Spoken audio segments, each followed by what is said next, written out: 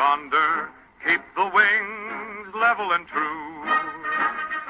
History. Hello, and welcome to the first episode of our new podcast, The History of the Rhode Island Air National Guard. In this series, we'll be speaking to members of the Rhode Island Air National Guard, current and retired, to bring you first-hand accounts of where our unit started and why we are who we are today. I'm Staff Sergeant John Vannucci with the 143rd Public Affairs Office, and today I'm joined by our two resident history buffs, Lieutenant Colonel Daren Sorensen, our Wing Intel Officer, and First Sergeant Thomas Pirnie, a.k.a. the People's First Sergeant, a.k.a. 143rd Airlift Wing First Sergeant. First Sergeant Pirnie, why don't you introduce yourself and tell us a little bit about why this project is important to you? My name is Thomas Pirnie. I'm Senior Master Sergeant. I'm the First Sergeant with the 143rd Airlift Wing. Been in the military 21 years, 3-branch veteran, United States Marine Corps, Army Reserve, and most recently, and very proud to be part of the Rhode Island Air National Guard. Student of history and very passionate about it. Love to meet people that I consider primary source documentation, people that came before us.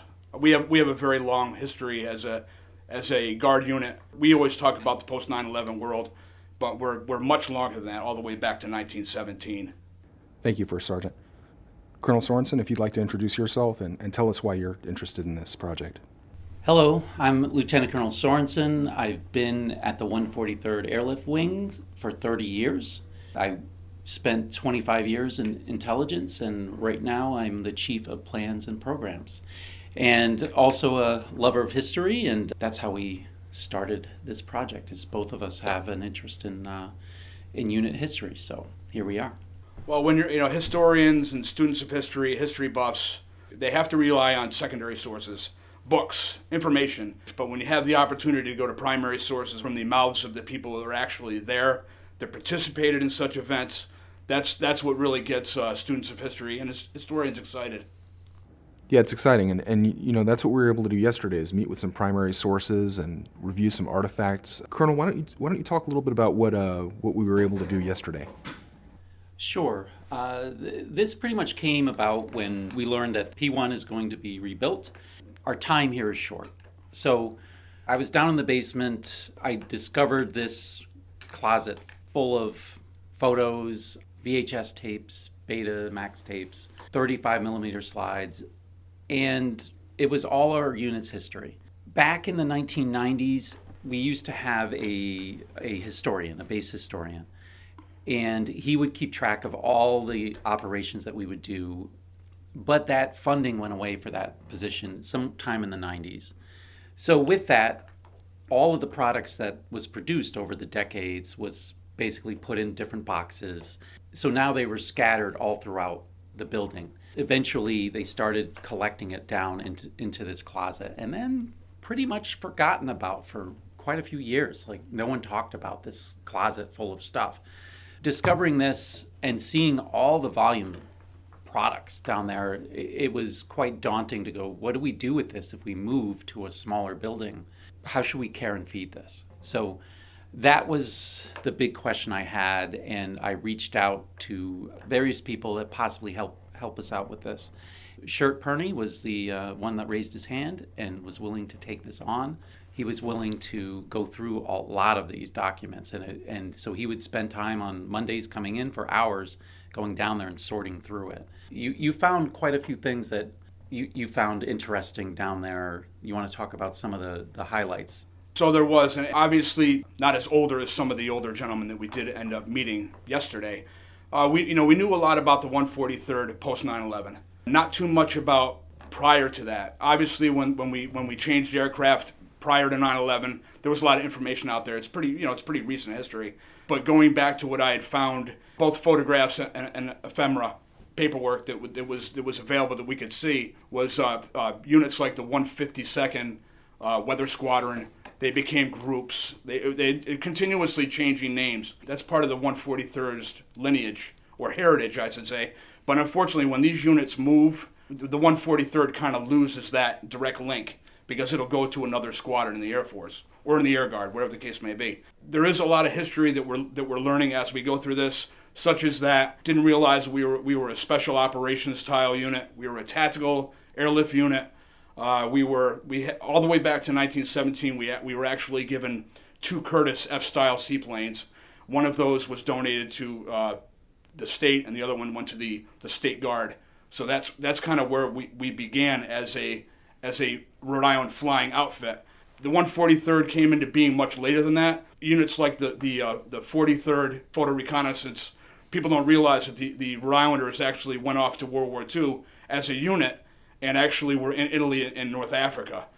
They were there in September of 1944, pretty much until the end of the war in Europe. It's sketchy on how much information is out there, and that's kind of what gives a lot of excitement to what we found, because then you can start to see farther on, or more recent history, although still considered ancient history these days, in the 1950s, 1960s, just the way we started to change as a unit. Obviously, Colonel Sorensen has more information on this than I do, but things like leaving, Green Airport, or Hillsgrove, I guess it was called back in the day, leaving there and coming here, that was a huge transition for us, very, very big. But prior to that, a lot of our history that we know of comes from Green Airport. Different aircraft. P-51s flew out of there. P-47s flew out of there. After World War II, before then it's very, very sketchy on what was there. But we're learning more as we go through this stuff. Because with all the photographs, there's a lot of paperwork also. So it's been very rewarding. And we found a mystery plane yesterday. There was a mystery plane, right, with our logo on it that we didn't know, why it was here. And did we solve that mystery yesterday? Can you tell us a little bit about that? We did. Actually, it was Sergeant Pirnie solved that mystery, but I'll give the lead in on this one. There's a photo of a Dakota with the Rhode Island rooster, and it was one of our planes. However, it wasn't really in our inventory as the main plane that we would fly during any time period. So it was a curiosity on what these Dakotas were doing in our inventory with our emblem on the side. So Sergeant Pirnie talked to General Waller yesterday, and we solved that mystery. Once again, this is where your primary source documents come in handy with live people. Those C-47s were used to fly our people from Rhode Island to Massachusetts to link up with our jet aircraft that we had up there, because we weren't flying jet aircraft, I guess, that time out of Rhode Island. They were flying them out of Massachusetts, so they would fly air crews and pilots up there to link up with our jet aircraft, which I thought was very interesting. What do the aircraft that we had in use at different periods in time tell you about the mission and how our mission evolved? We flew different stateside operations, but prior to that, we were flying obsolete. I would call them obsolete because it was post-World War II period. Thunderbolts, P-47s, P-51 Mustang, they were the D models, and they would use them, and I guess at that particular time it was considered a weather and observation squadron or group. And more recent history would be probably bringing in the Su-16 Albatross. That's where the title came in, Special Operations, I believe. Correct, Colonel? It's pretty much where that came from. From what General Waller had said, the Air Force was very, very late to the game as far as accepting special operations. So a lot of the special operations went to the Air National Guard. And although it wasn't really used in a combat role, it was used for unique missions such as deep water sonar in places like Ghana. They were looking for deep water lakes, and Ghana and Africa was one of those lakes where they actually flew those aircraft over on a very specific mission to do that type of work, which I thought was very interesting. Colonel Sorensen, what were you able to learn from our guests yesterday about some of the equipment that you weren't able to identify in the past? Having the retirees show up yesterday, they had a lot of the answers to the questions that we had. And amazingly, we're about to approach the 50th year of having C-130s, which is an amazing feat. There's not many Air Force units at all that have that length on the same airframe, except maybe the B-52s, and I believe there's a North Carolina C-130 unit that lines up well with ours to have 50 years of the same airframe. And amazingly, when we brought the retirees in yesterday to help us with some of these items that we had and artifacts, they flew with the A's. Some of them were on the tail end of the C-130A time frame. They had stories about the A's. What I learned from Lieutenant Colonel John Pirnie yesterday was back then, we would usually get hand-me-downs from the active duty force. And so we received our C-130A models from New Hampshire. And they weren't in the best of shape when we got them because, again, they've been flown for quite a while. But our maintenance group was just amazing and was able to fix up those A models to where they were running perfectly here, even though they were getting a bit long in the tooth at that point. But what happened is the A models, the spare parts started to become an issue because it was starting to get phased out of the inventory. So we needed new aircraft. So we switched over to the E models, and we inherited those from Yokota Air Force Base in Japan as well as the Philippines. And many flew in Vietnam. So they definitely were aircraft that got a lot of use before we inherited them. And we seem to have more maintenance problems with them than we did the A's, actually. So those are stories that you don't really, it's not documented anywhere, but these retirees lived it. Another part of what we were doing yesterday was looking through what was found in the basement and deciding what to keep and what was of historic value. And the first thing that the retiree said don't throw away were those big scrapbooks, and those were in remarkably good condition as well. Can you tell me a little bit about those books?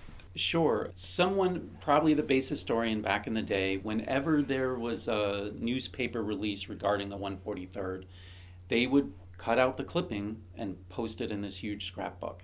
Unfortunately, the dates of when these press releases happened aren't there. They just cut out the article. But it's got to be hundreds. I'm going to say, yeah, certainly probably up in the 500 to 1,000 range, something like that. There's a bunch. Right. And it runs from 1947, I believe, to 1968 in that time frame. Just, stuff full of articles. And listening to the retirees talking about it, their comments were, this is priceless. And it is.